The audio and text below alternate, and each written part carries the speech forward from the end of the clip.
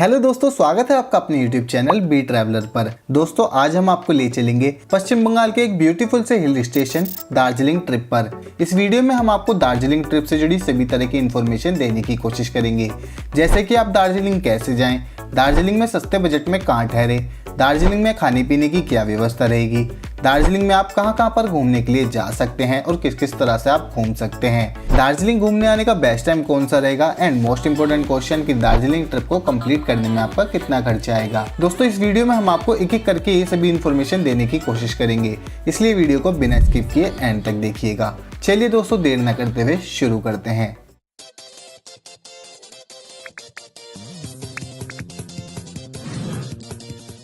दार्जिलिंग भारत के पश्चिम बंगाल राज्य में स्थित एक ब्यूटीफुल सा हिल स्टेशन है। दार्जिलिंग अपनी नेचर्स ब्यूटी, चाय के बागानों और टॉय ट्रेन के लिए पूरी दुनिया में मशहूर है और इस हिल स्टेशन के नज़ारे तो देखने लायक हैं, जिस वजह से यहाँ पर फ्रेंड्स, फैमिलीज एंड कपल्स आना काफ़ी पसंद करते हैं और वेकेशंस के टाइम पर तो यहाँ पर काफ़ी सारे टूरिस्ट आते हैं। टॉय ट्रेन से आसपास के खूबसूरत नज़ारों को देखना हो या फिर यहाँ के चाय के बागानों को निहारना हो, दार्जिलिंग काफ़ी खूबसूरत लगता है। दार्जिलिंग टूरिस्ट के घूमने वाली जगहों की लिस्ट में जरूर शामिल रहता है। दार्जिलिंग ऊंची पहाड़ियों के बीच हरी भरी वादियों में लिपटी ठंडी हवाओं के झोंके से भरी एक जादुई जगह है।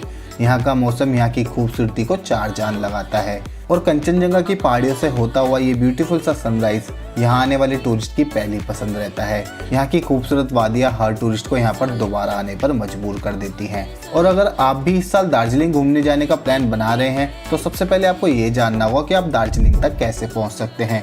आप दार्जिलिंग तक बस, ट्रेन या फ्लाइट के थ्रू पहुंच सकते हैं। अगर आप बस के थ्रू दार्जिलिंग तक पहुंचना चाहते हैं तो आपको सिलीगुड़ी, न्यू जलपाईगुड़ी, बागडोगरा, गैंगटोक एंड कोलकाता से दार्जिलिंग के लिए बसेस मिल जाती हैं। सिलीगुड़ी बस स्टैंड से दार्जिलिंग की दूरी लगभग 65 किलोमीटर की है एंड सिलीगुड़ी बस स्टैंड ही दार्जिलिंग का सबसे नियरेस्ट बस स्टैंड है। अगर आप सिलीगुड़ी से पहुंचना चाहते हैं तो आप सिलीगुड़ी से भी आराम से दार्जिलिंग तक पहुंच सकते हैं। सिलीगुड़ी से दार्जिलिंग तक की बस से जाने का किराया 150 रुपए से लेकर 200 रुपए पर पर्सन का रहता है एंड ये बसेस आपको सिलीगुड़ी से दार्जिलिंग तक 3 से 4 घंटे में पहुंचा देती है। एंड अगर आप ट्रेन के थ्रू दार्जिलिंग तक पहुंचना चाहते हैं तो दोस्तों दार्जिलिंग का सबसे nearest railway station new Jalpaiguri railway station है एंड इस रेलवे स्टेशन तक के लिए आपको भारत के कई बड़े शहरों से डायरेक्ट ट्रेन की अच्छी कनेक्टिविटी देखने को मिल जाती है।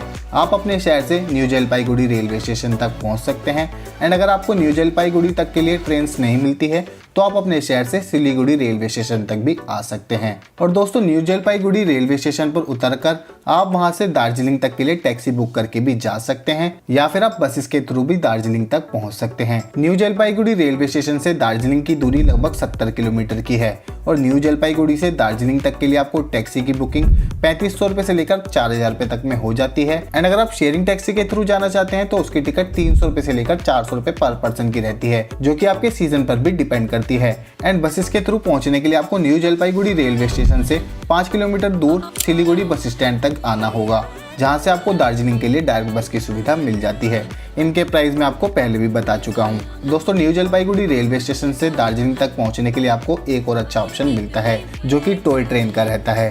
न्यू जलपाईगुड़ी से आपको दार्जिलिंग तक के लिए टॉय ट्रेन मिल जाती है। इसका सफर 6 से 7 घंटे तक का रहता है, लेकिन ये दार्जिलिंग के रास्ते में पड़ने वाले नेचर्स ब्यूटी के एक अमेजिंग नज़ारे को आपको दिखाती है एंड आप इस टॉय ट्रेन का यादगार एक्सपीरियंस भी ले सकते हैं। लेकिन दोस्तों इस बात का ध्यान रखिएगा कि इस टॉय ट्रेन की टिकट आपको IRCTC के ऐप के थ्रू ही बुक करनी होती है एंड अगर आप फ्लाइट के थ्रू दार्जिलिंग तक पहुंचना चाहते हैं तो दोस्तों दार्जिलिंग का सबसे नियरेस्ट एयरपोर्ट बागडोगरा एयरपोर्ट है। बागडोगरा एयरपोर्ट से दार्जिलिंग की दूरी लगभग 70 किलोमीटर की है। आपको बागडोगरा एयरपोर्ट तक के लिए भारत के कई मुख्य शहरों से डायरेक्ट फ्लाइट की कनेक्टिविटी मिल जाती है। बागडोगरा एयरपोर्ट पहुंचने के बाद आप दार्जिलिंग तक वहां से टैक्सी की बुकिंग करके जा सकते हैं या फिर आप शेयरिंग टैक्सी के थ्रू पहुंच सकते हैं। टैक्सी की बुकिंग आपको दार्जिलिंग तक के लिए 4000 रुपए तक में हो जाती है एंड शेयरिंग टैक्सी के चार्जेस 400 रुपए पर पर्सन के रहते हैं। या फिर दोस्तों आप बागडोगरा से 15 किलोमीटर की दूरी पर सिलीगुड़ी पहुंचकर वहां से बसेस के थ्रू भी दार्जिलिंग तक पहुंच सकते हैं, जिनके टिकट प्राइस मैं आपको पहले ही बता चुका हूं। चलिए दोस्तों अब आप दार्जिलिंग पहुंच जाएंगे तो अब बात कर लेते हैं कि दार्जिलिंग में आप कहां पर और कितने बजट में ठहर सकते हैं। दोस्तों आपको वैसे तो दार्जिलिंग में कई जगहों पर होटल देखने को मिल जाते हैं, जैसे कि Gandhi road, mall road and Chowrasta पर, लेकिन मैं आपको रिकमेंड करूंगा कि आप गांधी रोड पर या फिर मॉल रोड के आसपास में ही होटल लें, बिकॉज आपको यहाँ से सभी प्लेसेस पर घूमने फिरने में आसानी रहती है। गांधी रोड या फिर मॉल रोड के आसपास में आपको 800 रुपए से लेकर 8000 रुपए तक में हर तरह के होटल देखने को मिल जाते हैं, जिनमें आपको डीलक्स से लेकर लग्जरी होटल देखने को मिल जाएंगे। आप अपने बजट के हिसाब से इन होटल में ठहर सकते हैं। अदरवाइज आप अगर सोलो ट्रैवलर है या फिर आप अकेले आ रहे हैं तो आप यहाँ पर हॉस्टल में भी ठहर सकते हैं, जो कि आपको 400 रुपए से लेकर 500 रुपए पर पर्सन के हिसाब से बेड मिल जाते हैं, जिनमें आप ठहर सकते हैं और इसी में आपका मील भी ऐड रहता है। और दोस्तों अगर बात करें कि दार्जिलिंग में खाने पीने की क्या व्यवस्था रहेगी, तो आपको दार्जिलिंग में किसी भी तरह की खाने पीने की कोई टेंशन लेने की जरूरत नहीं है। यहाँ पर आपको veg, non veg, south Indian and north Indian हर तरह के खाना इजीली मिल जाता है। खाने पीने के लिए आपको मॉल रोड, चौरास्ता, गांधी रोड के आसपास में काफी जगहों पर रेस्टोरेंट देखने को मिल जाते हैं और ढाबे भी देखने को मिल जाते हैं। और यहाँ पर आपको मॉल रोड के आसपास में ही काफी स्ट्रीट फूड भी देखने को मिलता है, जहाँ पर आप अपने भोजन की व्यवस्था कर सकते हैं। एंड यहाँ पर आपको एक नॉर्मल वेज थाली की कॉस्ट 200 रुपए से लेकर 300 रुपए तक की आती है। तो चलिए सबसे पहले दोस्तों आप ये जान लीजिए कि दार्जिलिंग ट्रिप आपको कितने दिन की प्लान करके आनी चाहिए। दार्जिलिंग के सभी प्लेसेस को कवर करने के लिए आपको कम से कम 2 नाइट्स एंड 3 डेज की ट्रिप प्लान करके आनी चाहिए। अगर आपके पास और भी समय है तो आप और भी अच्छे से यहाँ पर घूम सकते हैं। एंड मेरे हिसाब से आप यहाँ के लिए एक दिन एक्स्ट्रा ही लेकर जरूर आइए, क्योंकि यहाँ पर कई जगहों पर आपको भीड़ होने की वजह से काफी ज्यादा टाइम भी लग जाता है, जिनके बारे में मैं आपको वीडियो में आगे बताऊंगा। चलिए दोस्तों अब डे बाय डे के हिसाब से जान लेते हैं कि आप डे 1 में सबसे पहले कहाँ घूमने के लिए जा सकते हैं। दोस्तों आप डे 1 में सबसे पहले महाकाल टेम्पल के लिए जा सकते हैं। महाकाल टेम्पल मॉल रोड से लगभग 300 मीटर की दूरी पर ही है, जो कि वॉकिंग डिस्टेंस पर ही है, तो आप यहाँ पर पैदल ही जा सकते हैं। ये मंदिर भगवान शिव को समर्पित है, जहाँ भगवान बुद्ध भी विराजमान है और इसी वजह से यहाँ पर हिंदू और बुद्धिस्ट का मिश्रण देखने को मिलता है।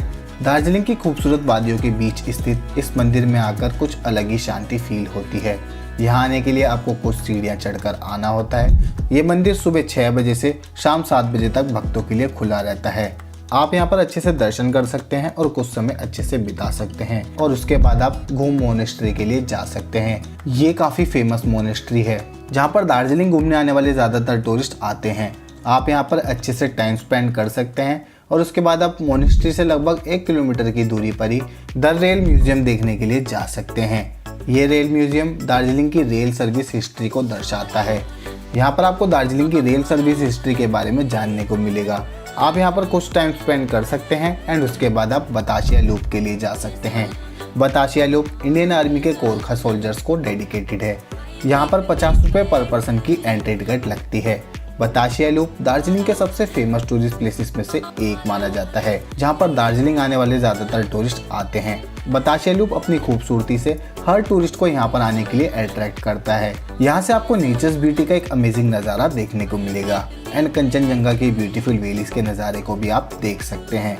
आप इन सभी प्लेसेस को टॉय ट्रेन के थ्रू भी कवर कर सकते हैं, जो कि काफ़ी अमेजिंग एक्सपीरियंस रहता है। दोस्तों यहाँ पर टॉय ट्रेन के माध्यम से आपको इन सभी प्लेसेस की साइट सीइंग भी कराते हैं, जिसमें कि ये दार्जिलिंग से शुरू होकर बतासिया लूप से होते हुए घूम स्टेशन तक आती है। ये सफ़र 15 से 16 किलोमीटर तक का रहता है, जिसमें कि आपकी ये ट्रेन 2 घंटे में इन सभी प्लेसेस की साइट सीइंग कराती है। दोस्तों इसको जॉय राइड के नाम से भी जाना जाता है एंड ये टॉय ट्रेन 2 तरह से चलती है, एक स्टीम इंजन वाली, दूसरी डीजल इंजन वाली। दोस्तों स्टीम इंजन की टिकट की बात करें तो यहाँ पर ये 1500 रुपये पर पर्सन की रहती है एंड डीजल इंजन की टिकट 1000 रुपये पर पर्सन की रहती है।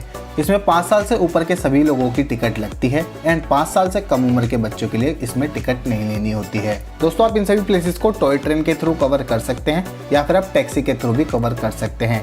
और दोस्तों अगर आप सोलो ट्रैवलर हैं या फिर 2 लोग हैं तो आप मॉल रोड या फिर बस स्टैंड के पास से ही स्कूटी या फिर बाइक रेंट पर लेकर भी घूम सकते हैं। स्कूटी एंड बाइक आपको यहाँ पर 600 रुपये से 700 रुपये में पर डे के हिसाब से मिल जाती है। और दोस्तों बतासिया लूप पर भी अच्छे से एंजॉय करने के बाद आप रॉक गार्डन के लिए जा सकते हैं। रॉक गार्डन दार्जिलिंग से 10 किलोमीटर की दूरी पर है।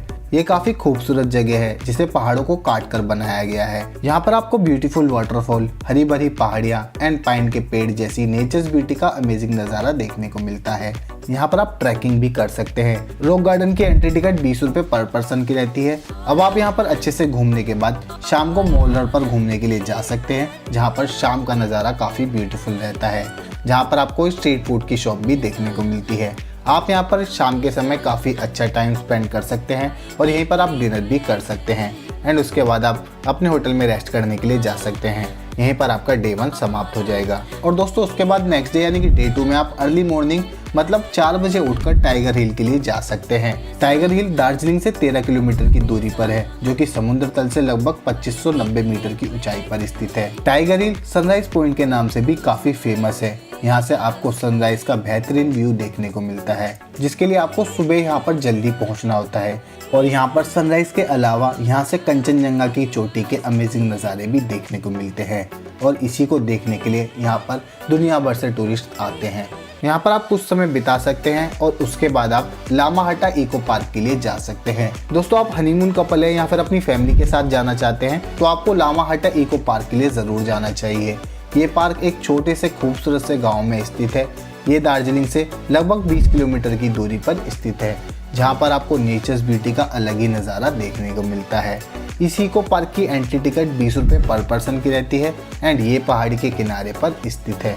इस पार्क के अंदर काफ़ी खूबसूरत पाइन के पेड़ हैं एंड ट्रैक के लिए रास्ते हैं, जहाँ से आपको पार्क को एक्सप्लोर करने में काफ़ी अच्छा लगेगा। एंड यहाँ पर आप काफ़ी अच्छी फोटोग्राफी भी कर सकते हैं और अच्छे से यहाँ पर टाइम स्पेंड भी कर सकते हैं। और उसके बाद आप दार्जिलिंग जू के लिए जा सकते हैं। ये जू बंगाल टाइगर और लाल पांडा के लिए फेमस है एंड इस जू में हर साल लगभग 3 लाख लोग पांडा और व्हाइट टाइगर को देखने के लिए आते हैं। और इस जू के अंदर और भी कई प्रकार की बर्ड्स भी हैं, जिन्हें आप यहाँ पर देख सकते हैं। एंड इस जू की एक खास बात और भी है, ये इंडिया के सबसे अधिक ऊंचाई पर स्थित जू है। अगर इसकी टाइमिंग की बात करें तो सुबह 8:30 बजे से शाम 4:30 बजे तक खुला रहता है एंड थर्सडे के दिन ये क्लोज रहता है। एंड इसकी टिकट 110 रुपये पर पर्सन की रहती है। आप यहाँ पर अच्छे से जू को एक्सप्लोर कर सकते हैं एंड उसके बाद आप रंगीत वैली रोपवे के लिए जा सकते हैं, जो कि दार्जिलिंग जू से लगभग 2 किलोमीटर की दूरी पर है।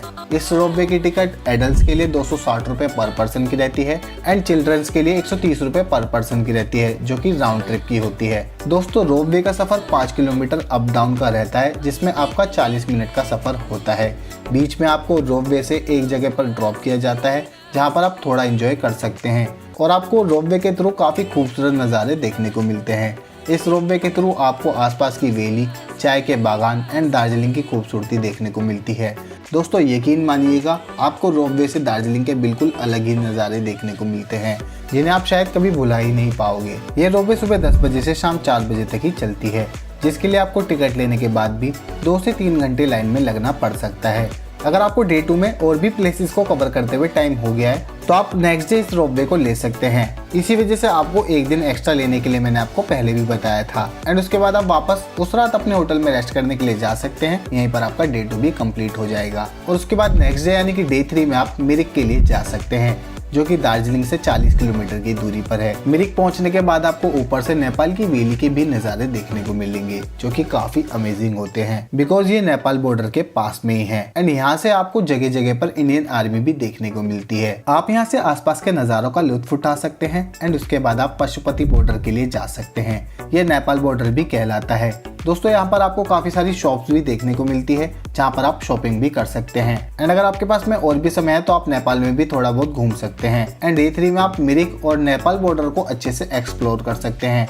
एंड उसके बाद आप वापस अपने होटल के लिए लौट सकते हैं या फिर आप अपने शहर के लिए वापस लौट सकते हैं। यहीं पर आपकी दार्जिलिंग ट्रिप कंप्लीट होगी। दोस्तों, आप इन सभी प्लेसेस पर घूमने के लिए टैक्सी की बुकिंग करके आ सकते हैं, जो कि आपको डे बाय डे इन सभी प्लेसेस की साइट सीइंग करा देती है। 3 दिनों की साइट सीइंग के लिए टैक्सी के चार्जेस 9,000 रुपए से 10,000 रुपए तक रहते हैं और अगर आप एक दिन के लिए करेंगे तो आपको 3,000 रुपए से 4,000 रुपए तक में बुकिंग होती है। और अगर आप डे 1 में टॉय ट्रेन के थ्रू घूम रहे हैं तो आप डे 2 और डे 3 के लिए टैक्सी की बुकिंग करके घूम सकते हैं। दोस्तों, आपको ये टैक्सी बस स्टैंड के पास से ही मिल जाती है। आप इन टैक्सी की बुकिंग के लिए बार्गेनिंग भी जरूर करें या फिर आप स्कूटी या फिर बाइक रेंट पर लेकर भी सभी प्लेसेस पर घूम सकते हैं। और अगर आपके पास डे 4 में और भी समय है तो आप टी गार्डन के लिए जा सकते हैं। टी गार्डन में आपको गार्डन की काफी खूबसूरती देखने को मिलती है और अगर आप इन टी को बनते हुए देखना चाहते हैं तो आप यहाँ पर 100 रुपीज पर पर्सन की एंट्री टिकट लेकर इन टी को बनते हुए भी देख सकते हैं। तो चलिए दोस्तों, अब बात कर लेते हैं कि दार्जिलिंग घूमने आने का बेस्ट टाइम कौन सा रहेगा। दोस्तों, वैसे तो साल के किसी भी दिन आप दार्जिलिंग में घूमने के लिए आ सकते हैं, लेकिन आप बारिश के मौसम में यानी कि जुलाई से सितंबर के बीच में यहाँ पर आना अवॉइड ही करें, क्योंकि यहाँ पर बारिश के मौसम में आपको काफी नज़ारे देखने को नहीं मिलते हैं एंड पहाड़ी इलाके होने की वजह से यहाँ पर आपको काफी घूमने फिरने में भी प्रॉब्लम्स हो सकती हैं। एंड अगर बात करें कि दार्जिलिंग ट्रिप को कंप्लीट करने में आपका कितना खर्चा आएगा, तो इस पूरी ट्रिप को कंप्लीट करने में एक पर्सन का खर्चा 8,000 रुपए से लेकर 9,000 रुपए तक का आएगा। इस खर्चे में मैंने सिर्फ आपके दार्जिलिंग पहुंचने के बाद के खर्चे को इंक्लूड किया है। तो दोस्तों आज की वीडियो में बस इतना ही। आई होप आपको मेरी इस वीडियो से दार्जिलिंग ट्रिप से जुड़ी सभी तरह की जानकारी डिटेल में मिली होगी। अगर फिर भी कोई क्वेश्चन मुझसे छूट गया है तो आप हमें कमेंट करके पूछ सकते हैं या फिर आप हमें फेसबुक या इंस्टाग्राम पर मैसेज करके भी पूछ सकते हैं। हम वहाँ पर भी आपको इसी तरह की जानकारियाँ देते रहते हैं। आई होप आपको मेरी ये वीडियो पसंद आई हो। अगर आपको मेरी ये वीडियो पसंद आई है तो वीडियो को लाइक करें और अपने दोस्तों और परिवार के साथ वीडियो को ज़्यादा से ज़्यादा शेयर करें एंड चैनल को सब्सक्राइब जरूर करें और बेल आइकन को प्रेस करना ना भूलें ताकि आने वाली इसी तरह की और भी वीडियोस को आप सबसे पहले देख सकें। अगर आप डलहौजी ट्रिप या फिर कन्नौर ट्रिप के बारे में जानना चाहते हैं तो आप मेरी इन वीडियोस को देख सकते हैं। मिलते हैं एक और इन्फॉर्मेटिव वीडियो के साथ, तब तक के लिए थैंक यू सो मच। जय हिंद।